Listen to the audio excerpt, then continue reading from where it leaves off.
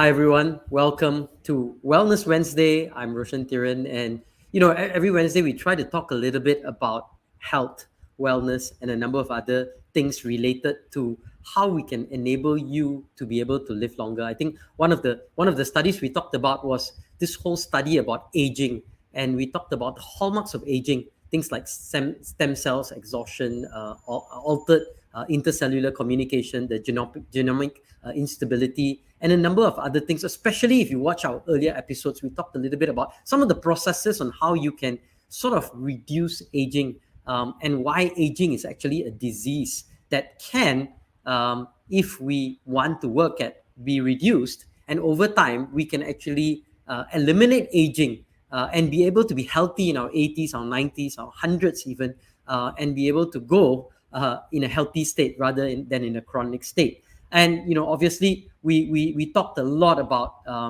in the previous episodes, especially when we talk about the primary causes of damage, and we talked a little bit about the epigenome. So if you've missed some of these earlier episodes, check out Wellness Wednesday and check out the episode on aging, on breathing, on a number of the other things that you can do, including what we call about stressing the body, so that our body is able to be able to truly enhance the processes for enabling us to continue to eliminate and reduce and reverse. In fact, we had one whole episode on reversing aging, and the Benjamin Button effect. So check out those previous episodes. Today we're going to talk a little bit about fasting. We're going to talk about what it means to fast, some of the benefits to fasting, and how fasting actually is going to be very helpful in terms of enabling you to be able to actually reverse your aging.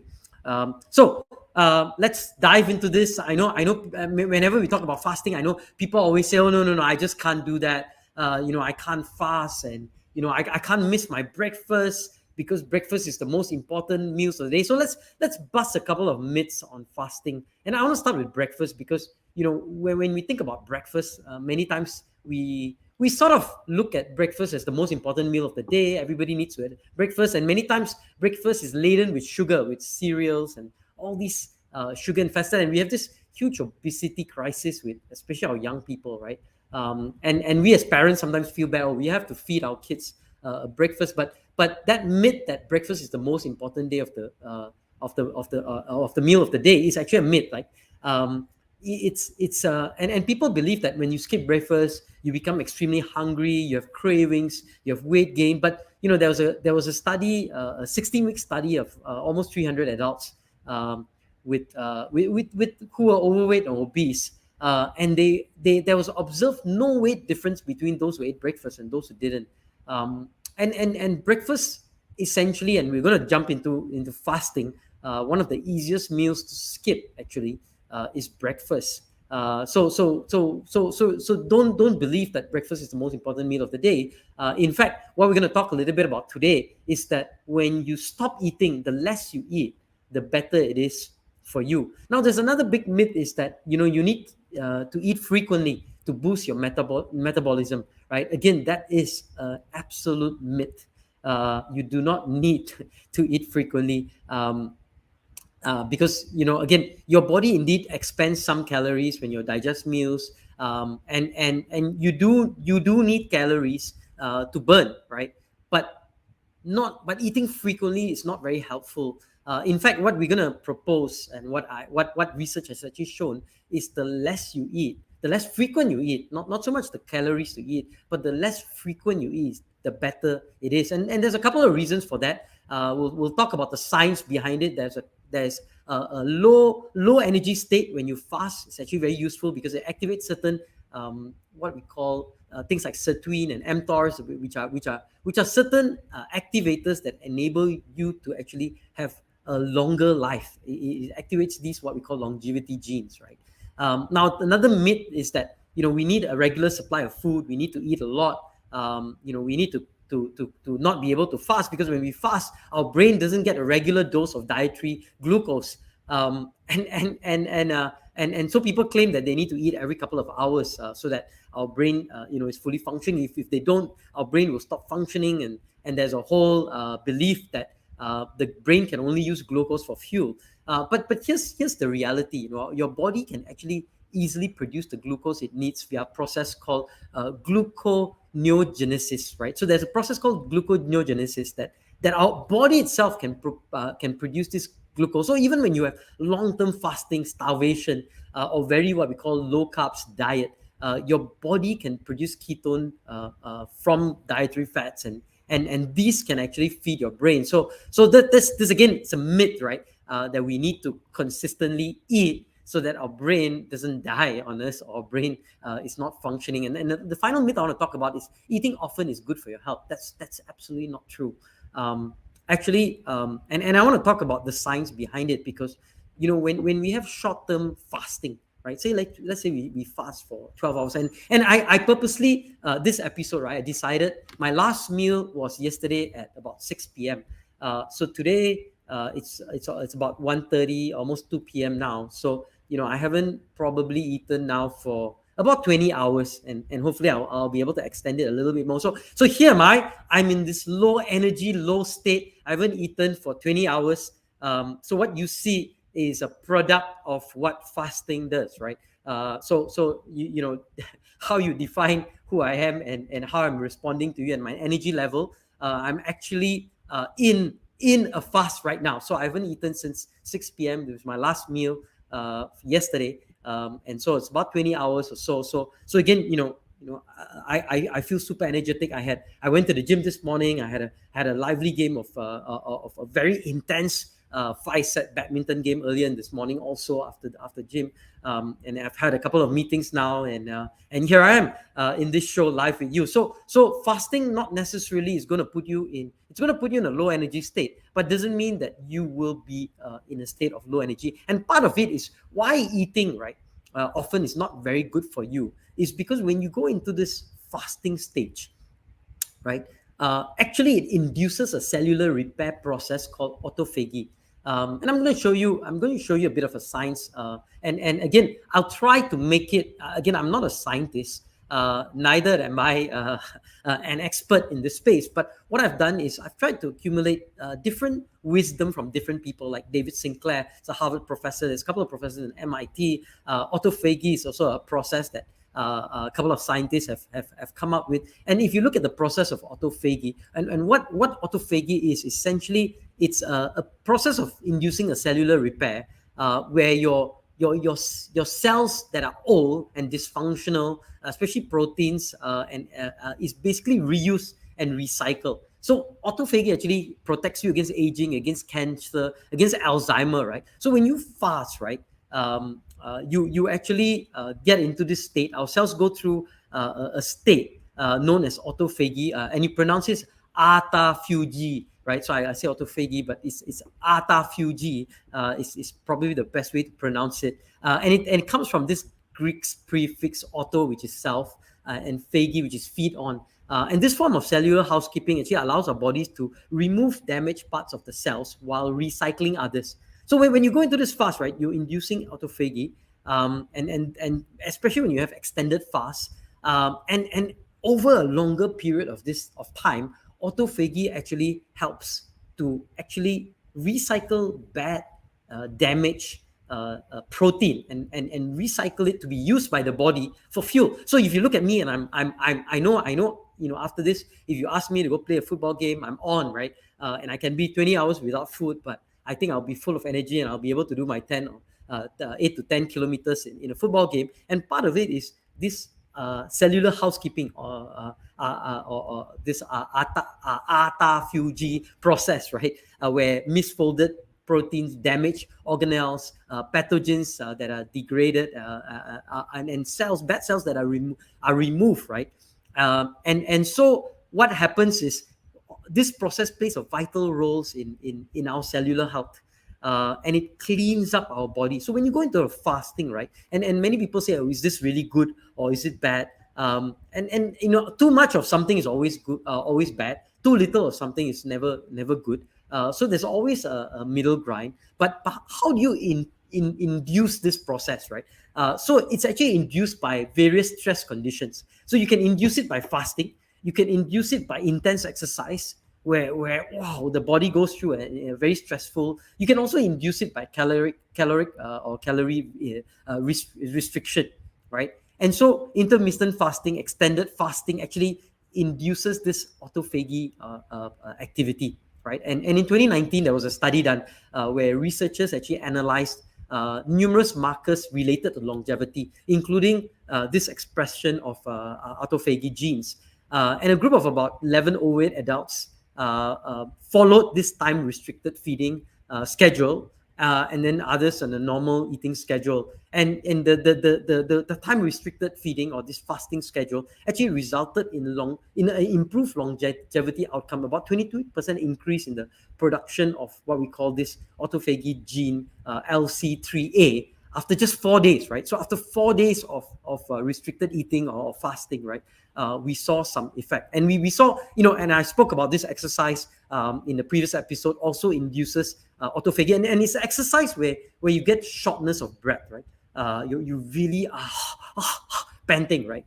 So I know when I have a singles game of badminton and we go into my third set and the fourth set and fifth set, I'm like, really, you're going into this phase of panting, right? Intense exercise was extremely powerful in inducing autophagy, right?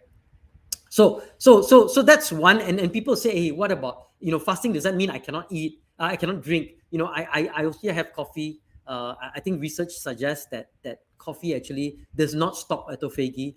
And there are certain foods like green tea and others that actually enhances or sets in autophagy. And one of the things that's very interesting, right, is that we find that autophagy actually happens in plants. When you stress a plant out, and this led to a study by a guy called David Sinclair many years ago, right? He came up with this. He's saying why red wine is very good for you. And red wine is a plant that is very stressed, right? It gets very stressed up by the fact that they dehydrate it, they block it from sunlight, and over time they produce this wine, and that produces this thing called resveratrol that is supposedly good for you. And we find that actually when you eat plant-based food, it's good, but it's even better to eat stressed up plant-based food, because anything that has gone through this process, right, enables yourself to be providing certain nutrients and chemicals that are really good for you. So that's one piece, right? One piece is this autophagy that we know. So in summary, right, autophagy is a form of cellular housekeeping where misfolded proteins or damaged pathogens and that are degraded and cells are removed and cleaned up, right? And autophagy actually has a lot of benefits, especially in terms of enabling our sort of age to reverse, because we are recycling stuff in the body. And you know that fasting induces it. So let's talk a little bit about intermittent fasting, because intermittent fasting has been the subject of many discussions regarding longevity, disease prevention, and health. And I think it's getting more and more popular. A guy called David Sinclair has done a lot of work in terms of aging, right? And he calls aging, and I talked about David Sinclair's work in my last episode where we talked about how to reverse aging. And one of the things I talk about is fasting, but I want to go deeper into fasting. And I want to share a little bit because there are certain things that happen according to science, and this is some of David's research, right? And David has a lab in Harvard, and he talks about when you fast, right, you turn on certain defenses, and he talks about 3 primary defenses that you turn on, and I'm going to talk about these 3 primary defenses, right? And these are all science-backed sort of defenses that are turned on when you fast, and we'll talk about the type of fasting in a bit. But I want to get into this, and again, I love to hear your questions. I see there's comments from Atasha. Atasha, thanks for yes. We'll talk about some of the eating habits and some. Again, we're going to do this every Wednesday, so I'll get deeper into it. But I want to share some science on fasting and then how we can do it. Now, I personally, for my own self, I know people like David Sinclair, they go into 1 meal a day. Personally, I find that very hard to do, especially it's just been a couple of months when I started to really understand the science behind fasting, the science behind putting your body through stresses. We talk about the cold showers or the ice baths and the hot and cold and inducing that, and some of the breathing techniques in terms of and enhancing your vagus nerve to be able to produce certain chemicals. So all those things we talked about in our previous episodes. But today I want to specifically zoom into fasting and how we can turn on some of these defenses. So let me go into the science behind it, and then we'll talk a little bit about how you can do it. I'm down to 2 meals. I think it's good enough. I've got lots of energy. I feel extra energy by cutting off a meal. You lose the sluggishness. I know, Aaron, you find it hard to do intermittent fasting with a regular work schedule. I for me, one of the easiest ways to do it is just skip lunch. And then it has lots of liquids. You have your green teas, your coffees, your not the juices, but some of the other lots of liquids. I think liquids help significantly. But you cut off a meal. I found sometimes if I have a early dinner, 5-6 o'clock. Sometimes I say I'll have a breakfast and then I'll cut off lunch. Sometimes I'll just cut off breakfast and then have lunch, a later lunch or a later breakfast. 11, 12 breakfast come lunch, and then you have your 6 hours later you have dinner, and then boom, you have your cycle of 12 to about 16 hours. So I mean, there's different ways about it, but again, let's talk a little bit about the science behind it. So what David Sinclair talks about, he says eat less often. This does not necessarily mean consuming fewer calories, but packing in the calories within a shorter period. So if you do a lunch dinner thing, which is what he recommends and he does. I sometimes do breakfast and dinner. I think if you can eat less often, it's helpful. So again, he started many years ago with a study with the lifespan of dogs were decreased or were increased actually. So dogs actually live longer by reducing their caloric intake, and this sort of inspired him to go into this whole research of aging. When he found same results in yeast, and now he's experimenting with himself and his father. But really, what happens is when you consume less, you actually have what we go into this. The body is actually sort of goes into this low energy state, and when you go into this low energy state, you get certain longevity related molecules that are activated, and there are three molecules specifically that are activated. And then I'll share some of these activated. So these molecules are what I'm going to share a bit: sirtuins, mTORs, and AMPK. And these get activated when you're on a low energy state. So sometimes when you stress your body and other things, these also get activated. And these cause our cells to actually make what we call NAD plus, the nickel thermite adenine. I can never pronounce that, but NAD plus, NAD, very simple, which actually sirtuins use as fuel. So what happens is that when you go into this low energy state, it activates our cells to make NAD, and this sort of is used by sirtuins. So sirtuins is the first sort of activator I want to talk a little bit about. When you go into this low energy state. So what happens is that and when sirtuins are activated, it actually helps you in terms of longevity. Now, another molecule I want to talk a little bit about is called mTOR. And again, you can see, I've put it up on the screen, the sort of mammalian target of rapamycin, right? So that's kind of the full name if you want to understand what mTOR is. So this is another longevity gene that is activated, except that this one is better. It's sort of not activated, right?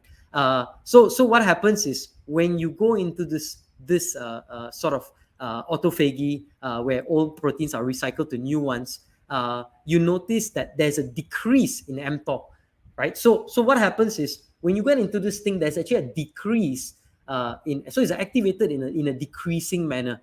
All right. So there are certain drugs actually, like rapamycin, right? Rapamycin is actually a drug that actually inhibits mTOR, and this actually boosts your immunity and it mimics fasting, right? And it actually helps. So we talked about sirtuins, and you really, and there's some people that take supplements like NAD plus, which is NMNs and NRs. But again, there's a big fight between the NR guys and the NMN guys and see which one's better. But essentially, they boost NAD levels, which actually enhance your sirtuins, which actually give you a longer life. And the last molecule that I want to talk a little bit about is what we call AMPKs, or AMP activated kinase, right? So AMPK And again, you say it's an enzyme that goes up in response to low energy, right? So the function, one of the functions of AMPK is actually to make more mitochondria, right? Which decrease as we age. So because we sort of lose as we go older and older, we have less and less mitochondria, and AMPK actually produces them. And so what happens is that this is good for you, right? And we notice that there are certain drugs like type 2 diabetics drug called metformin actually activates AMPK. And you'll notice that people who are on metformin, the many studies that show they have actually, even though they have diabetes or type 2 diabetes, they actually seem to have quite long lives once they're on it. So there are people that are talking about, hey, everyone needs to be on metformin because it activates AMPK and it's shown to actually reduce age-related diseases. So I think, in essence, right, my point is that we must fast to eat less often and regulate sirtuins, mTORs, and AMPK. Now, there's a dozen of human studies that show that fasting is actually beneficial for longevity. There's a Baylor's College of Medicine study that fasting, and I'm going to actually show that study here. I see there's a couple of comments coming in. Let me get a couple of the comments. How do you avoid sweet stuff? It's so tempting. And it's true. I mean, it's tough. I think, controlling it, having cheat days where you take a few of it is fine, Wax. But it is something that I think the older you get, the more you need to avoid sugar. Ideally, meat too. I mean, I've learned to avoid. I mean, I do eat when there's really good, tasty meats and steaks and stuff. I'm like, okay, it's on. I'm gonna have it. It's not, but the research actually tells us that not being plant based is actually much better in terms of longevity, right? So if longevity is your goal, right? Again, so I'm talking about fasting in relation to longevity. Now, there's other benefits of fasting we'll talk about, and we'll get there. I think there's a question from Sashi that talks about there's so much information on starting. How do you know what works for us, especially since all our bodies? Absolutely, Sashi, you're absolutely right, because each of us have slightly different sort of genomes or genes and different DNA, right? So I think the best way is to measure. So I've started, I just found there's a cool app in Malaysia called Sehatku that I'm using to start measuring, right? So when I'm fasting, I need to measure different things that are happening in my body, and I use an app to help me and to see, does it work? Is it 12 hours? Is it 16 hours? When I eat nuts, is it really helpful? When I don't, and so on and so forth. And I see another question. How long did it take your body to get used to fasting consumption? I honestly, I've just started, probably a couple of months where I skip a meal. Sometimes I still do 3 meals, but I'm getting into a habit that the body just kind of used to it. I do not feel low energy at all. I think many people at my office, they have no idea that I've cut a meal. Most people don't realize. I think sometimes when I'm teaching on a whole day, sometimes that stuff. Sometimes seeing all the food, especially in hotels, and not wanting to jump and dive into some of the food is tough. But generally speaking, I think you got to give yourself a couple of weeks, and your body actually starts producing its own sugar. So your liver actually has the ability to produce its own sort of sugar, or so that you won't get that insulin high, that then suddenly you get so hungry and you just want to cram different things. So I'm going to show you. I told you I'll show you a study from Baylor University. It's a very interesting study, and it talks about intermittent fasting, and I'll pull out that banner. We'll talk about intermittent fasting from dawn to sunset for 4 weeks. Is actually associated with anti-cancer proteomic signature. And what does that mean? Is that, so let me explain that study a little bit. Which this Baylor College of Medicine study, they showed that fasting actually improved blood pressure, reduced BMI, decreased waist circumference, and most importantly, upregulated DNA repair proteins. When this is the process I explained at the start, right? So disease like type 1 diabetes, MS or multiple sclerosis, cancer actually benefited from fasting. And like I said, it's activation of sirtuins, deactivation or reduction of mTOR, or increase of AMPK of the cell, and it actually fought diseases in young people, middle-aged people, and people with genetic diseases. So we saw essentially that all different types of people actually benefited, not just the older folks. And people ask, there's certain studies that say, this is beneficial for people 80 and below, but that's because the study didn't study people 80 and above, right? There's a couple of other benefits to fasting. So I'm talking about fasting in relation to longevity, fasting in terms of keeping your body, reversing your aging process. So I think activation of those three molecules, and I think more importantly the process of autophagy. If we can activate that, we actually start a cleanup process of destroyed cells and proteins that are navigating, and it helps, right? I mean, imagine, I know so many friends who just die of cardiovascular diseases, heart attack, stroke, and when we're playing football, I've so many friends. I mean, we recently lost a friend in Phuket. Went for a football tournament, and boom, had a sort of attack. And these are buildup of proteins, calcium, and other deposits. And having that process to clean it up is significant. So don't undermine. I got a couple of other quick benefits backed by science. It's actually number one. It actually promotes blood sugar control by reducing insulin resistance.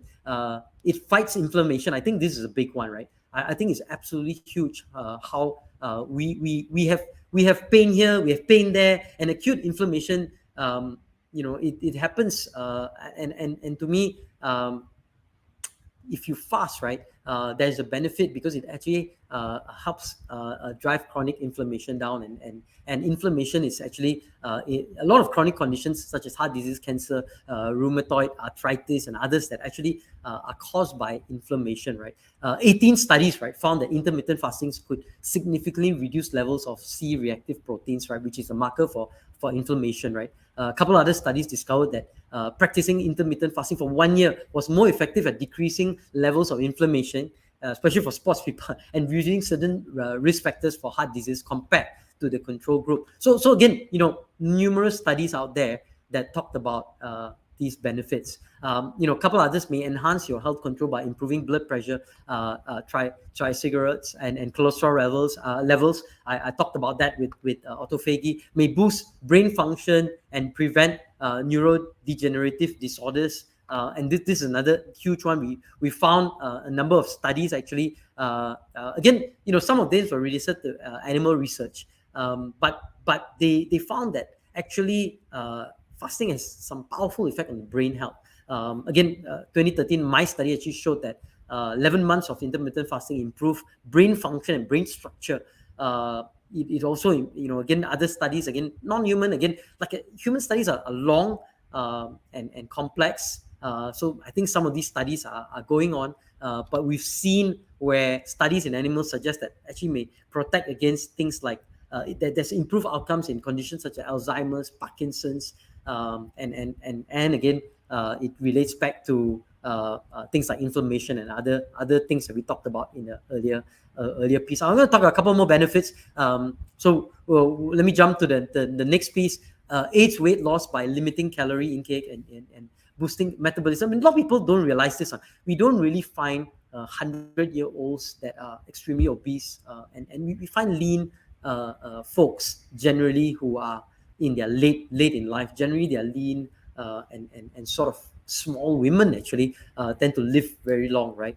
And you know that theoretically abstaining from all or certain right, it sort of decreases your calorie intake, which actually leads to weight loss. And it's there's so much research. I mean, there's a lot of research in fasting. Just Google fasting research.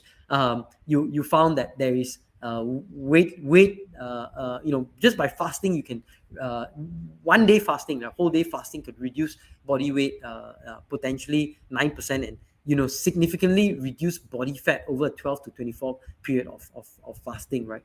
And we find that a couple of other research that found that fasting may actually lead to greater reductions in body fat and belly fat.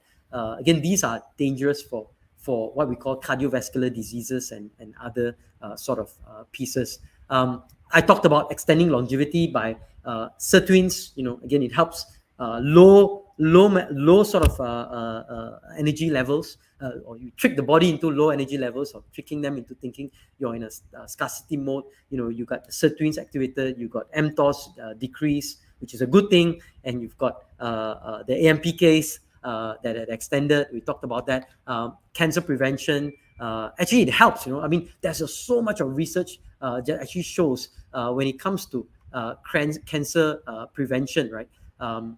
Fasting, right? And in fact, my wife a couple of years ago was diagnosed with cancer, and that's where I first started to get really interested in this, because one of the treatments was, we went to a center and she had to do a 10-day fast, and I decided to join her, and I ended up doing a 3-4 day fast. And it was like, and at that time is where they recommended a plant-based diet and a number of other things at this center called Anon. Another, I highly recommend, if you know of people who have cancer, check out AENON.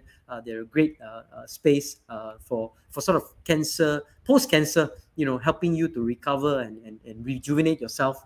And I really have taken to heart a lot of the lessons I learned from there. And the last one is increased growth hormone secretion, which is vital for your growth, metabolism, weight loss, and muscle gain. So it's right on the dot, about 30 minutes in. I wanna sort of close this out. There's significant benefits to fasting. Autophagy is one big process, and this is about cleaning your body. It's about a cleanse, right? Enabling your body to have that cleanse that is needed. And ever so often, and I think maybe every year, or I mean, for especially if you're under the age of 40 or 50 or 60, once every year and a half, 2 years, maybe you can do a 3-day fast or 5-day fast. I think on a weekly basis, look at maybe a 16-hour, at least once or twice a week, do a 16-hour fast. I think that's good enough. And again, stressing your body is not necessarily a bad thing. Remember, many years ago when we were first humans, our body was usually in conditions of very cold or very hot, in extremes, right? And we were hungry, and we didn't die. I mean, if you look at biblical times, people lived to 900 over years and so on. So there is some merit in terms of being hungry sometimes, putting our body through extremes. Cold is not too bad, warm, hot is not too bad. And yes, Esther, at least the smaller, frail, thin, lean women actually do live longest. So you can check out some of the research on that if you Google that. So with that, I'm going to show a short little video and I see Kim ask a question. Anon, I think that's the one, Anon.my. Yes, Kim. I will show a short little video because we're opening up a new health community using the GLS Year-Round app. So the GLS, the Global Leadership Summit, or the Global Leadership Network, has an app where they give you lifelong learning, where you can learn leadership, and you can hear from people like Simon Sinek and Maxwell Gladwell and Craig Rochelle, all great leaders. But what we're going to be starting is I'm going to be building my health and wellness community in the GLS Year-Round app. So let's just quickly watch this quick video, 30 seconds of the GLS Year-Round. I'm going to show it right now. And after this, I'm going to close out with some closing thoughts. If you're watching this, you're a leader.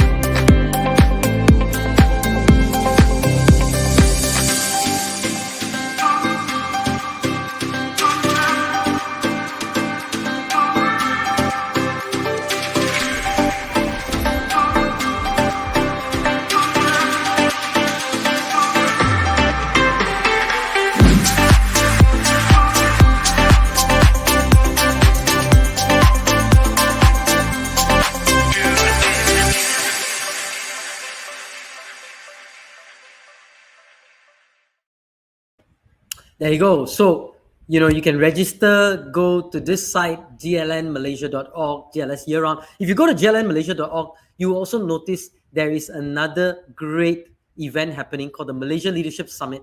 And the Malaysia Leadership Summit is where we raise money once a year, June 22nd next year. So go buy your tickets, because 100% of all that will go in. And it's also for companies, it's HRD Corp claimable. So you can send as many people as you want from your company. It's all free, but 100% of that goes to that. And I'll get our producer to put the link, glnmalaysia.org/MLS23, and you'll be able to see that. And that's happening June 22nd. So look out for that. And Kim, yep, I think that's the one, inon.my. Check it out. And in the meantime, have a great week. Eat less. It's okay. It's okay to be hungry. And we don't necessarily need to eat gobble all the time. Skip a meal, skip two if you can. I'll get there hopefully one day. But in the meantime, I wish you well. I wish you happiness, and I do hope and pray that all of us, as I grow old, and I hope we all can grow old together and have a community of all healthy, well, productive, and engaged people in this world. So happy Wednesday to you. Goodbye, and I'll see you in our next episode. And here's goodbye, and keep fasting, keep growing, and have fun, everyone. Goodbye to all of you.